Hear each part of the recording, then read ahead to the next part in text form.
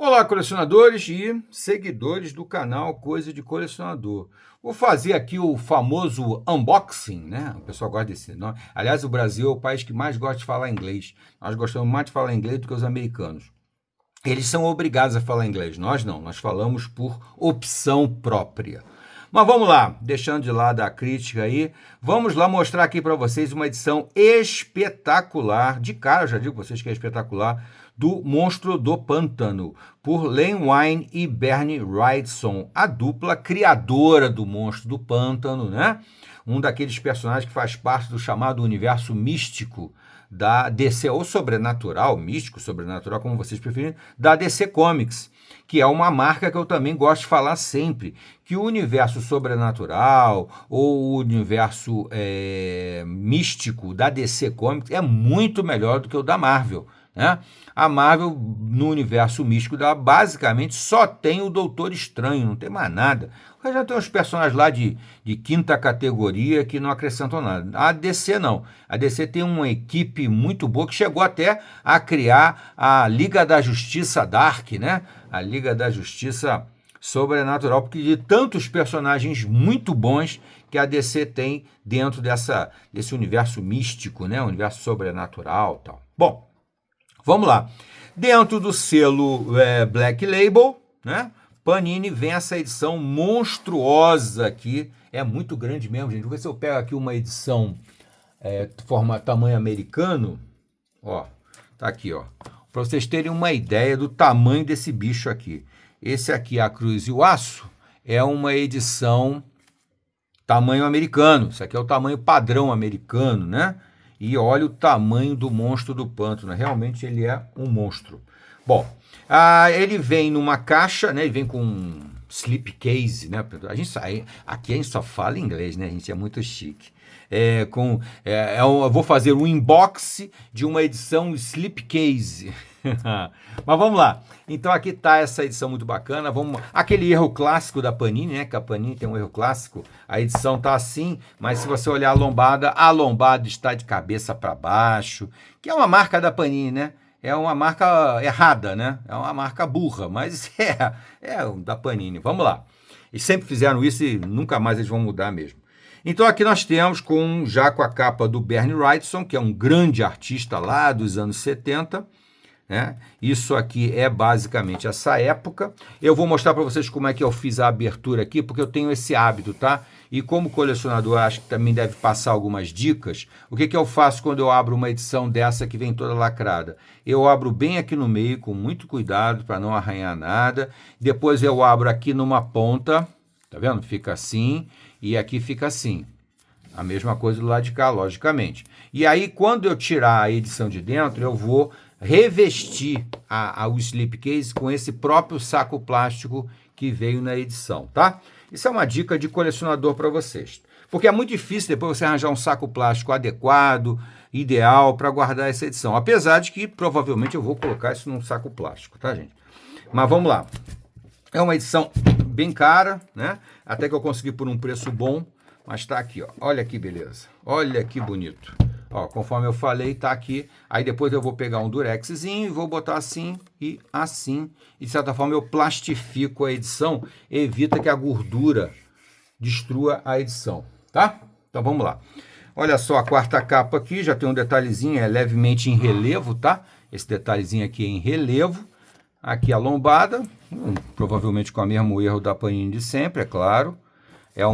Ele tem um brilho, né? É uma tinta verde metalizada. Podia ter mais destaque, tá, gente? Eu acho que isso aqui podia ter sido em amarelo ou outra cor para destacar um pouquinho. Tá meio morto isso aqui. Aqui também. Fica chamando mais atenção a própria arte, né? E aqui tá ele aqui. A fuça aqui do Monstro do Pântano, né?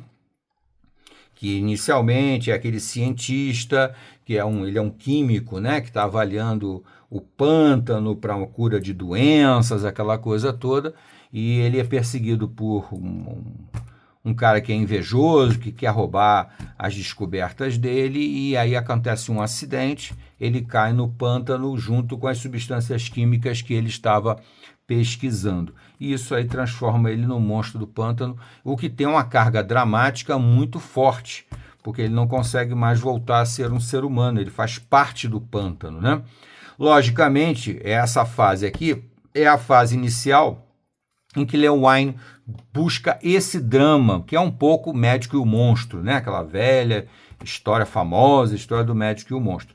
Então essa fase aqui é isso aí. Posteriormente, o monstro do pântano iria ganhando outras camadas, outras dimensões e acabaria se tornando praticamente uma entidade da natureza, né? Com todo um universo em volta dele, muito bem desenvolvido, principalmente pelo famoso Alan Moore, em um dos seus primeiros trabalhos, um dos primeiros trabalhos que chamaram a atenção para o trabalho, para a criatividade do Alan Moore foi O Monstro do Pântano. Mas não é esse volume. Esse volume aqui é Len Wein e Bernie Wrightson, que, na minha opinião, é um dos melhores artistas do Monstro do Pântano sempre, tá? Posteriormente, o Monstro do Pântano seria desenhado por outros que eu nem considero tão bom. Aqui eu já gosto disso aqui, eu acho bacana essa guarda decorada, eu acho um capricho, eu acho bem legal. Quando botam uma guarda preta, eu acho preguiça de editor. Então tá aqui, edição absoluta, Monstro do Pântano, aqui com um rascunho, né, feito pelo Bernie Wrightson, também é uma coisa legal, gosto disso.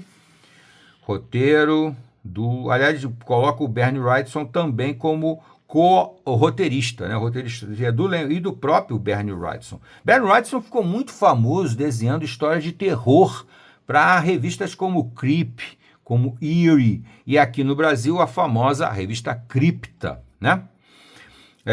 Cores originais do próprio Bernie Wrightson e outras coisas. Restauração de cores do José Villarrubia, capa do próprio Bernie Wrightson, criado por eles, E lembrando que o Batman, logicamente, faz suas participações aqui.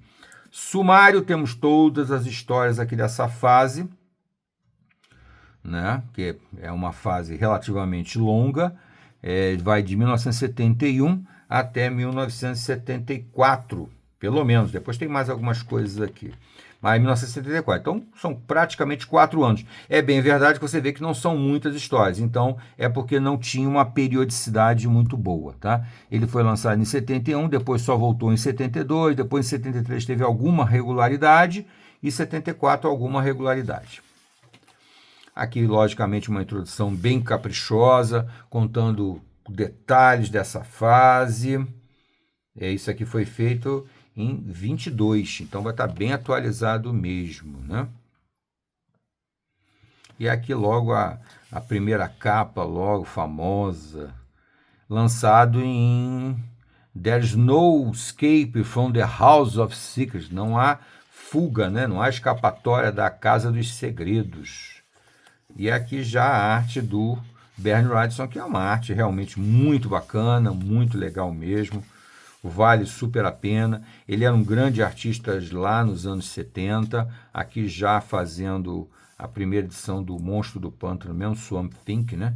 A Coisa do Pântano. Aqui é a capa do número 1, isso aqui é o número 1, quando o personagem ganhou a sua série mensal. Já era uma arte muito marcante, muito forte, eu diria até bastante retratista, que eu sempre uso esse termo, né? Que eu acho bem retratista, porque ele tenta reproduzir os seres humanos o mais próximo possível da realidade. Ele procura não fazer caricaturas humanas, que é uma coisa muito comum na história em quadrinho, né? Os personagens mais caricatos. Mas, na verdade, o Bernie Wrightson não. Ele procura fazer o personagem mais próximo da... E aqui você vê uma capa que lembra muito, inclusive, o estilo de capa da cripta brasileira, né? Da Creep americana, da Eerie americana, da Vampirella também dos Estados Unidos, né? E aqui você percebe, inclusive, também é uma boa maneira de você... Esse volume aqui é uma boa maneira de você observar a evolução do traço do próprio Bernie Wrightson, que vai ficando cada vez melhor e cada vez mais à vontade com o Monstro do Pântano, né? E começa a criar essa mitologia maravilhosa do sobrenatural, né? Do sobrenatural, com elementos de terror, de suspense, de mistério, e ele vai aprimorando o traço dele também, desenhando o monstro, né? Logicamente vai ter aqui essa pegada, aqui surge a namoradinha dele, a Abigail Arcane, né? Abigail Arcane.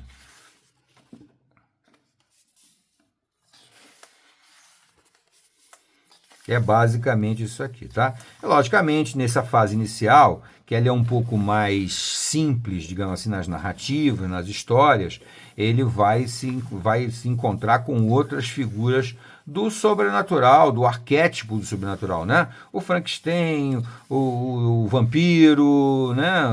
E outras coisas, os zumbis, essas coisas todas do sobrenatural que são muito comuns, tá? Eu provavelmente depois vou gravar um vídeo comentando um pouco mais dessas histórias, porque é fundamental, aqui, ó, que o lobisomem já aqui, você reler para fazer uma crítica, fazer uma resenha mais atual, né?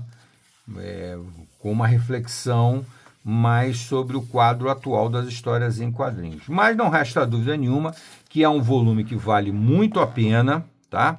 Já deu para ter um panorama aqui da arte, né? É uma arte que realmente eu pessoalmente gosto bastante, né? E muito antiga, né? Você vê que é anos 70 isso aqui, né? Isso aqui é puro suco dos anos 70, numa época em que computador, né, era coisa de ficção científica.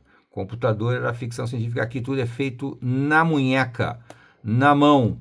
A arte é toda ela desenhada detalhe por detalhe, cenário por cenário.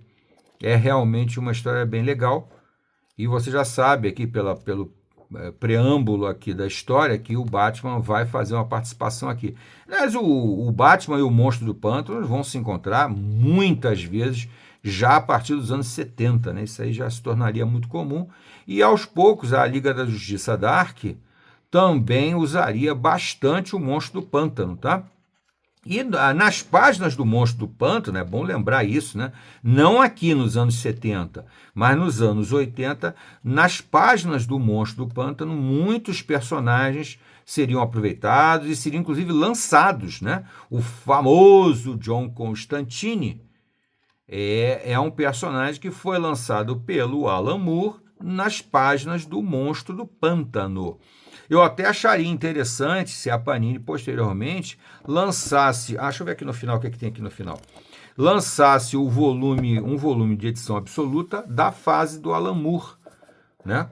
Com o Monstro do Pântano, seria bem legal. Aí aqui, lógico, a casa que o Monstro do Pântano construiu. Então aqui vem também, que eu acho legal nessas edições definitivas, ou absolutas, ou como você quiser chamar, são esses comentários aqui no final. Olha só que coisa legal. Algumas imagens, olha, muito comum o artista usar modelo vivo para fazer a arte dele, os melhores artistas daquela época, né? Costumavam muito usar modelos, aqui algumas páginas originais, reproduções de páginas originais do Bernie Wrightson, porque a arte dele realmente é muito forte, muito emblemática. Ele definiu, aqui ainda tem umas fotos aqui, que legal. É isso, gente. Eu acho que deu aqui, já aparece o nosso amigo aqui, o cruzado encapuçado aqui, né? Muito bacana a edição, a aparência tá linda, a história eu já sei que vai me agradar, mas depois eu vou gravar um vídeo falando um pouco mais de detalhes sobre a história. Espero que vocês tenham gostado. Se chegou até aqui, você bota o gostei ou não gostei, você se inscreve no canal, deixa o hype e vem para o nosso clube de membros. Vai ter muita coisa legal lá para vocês. Até a próxima.